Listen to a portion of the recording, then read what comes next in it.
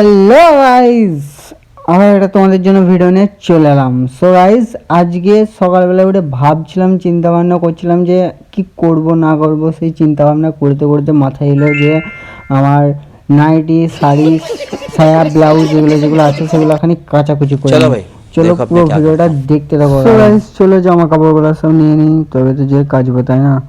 চলো জামা কাপড়গুলো সব নিয়ে নিই।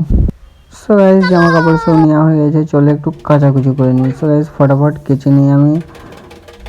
আর গাইস, তোমরা like, comment, share, subscribe, follow সব করে দিও।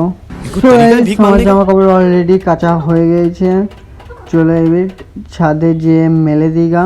আর গাইস, আর একটা কথা, কারা কারা নিজের জামা কাপড় নিজে কাচতে পছন্দ করো তারা একটু কমেন্টে বলবে প্লিজ।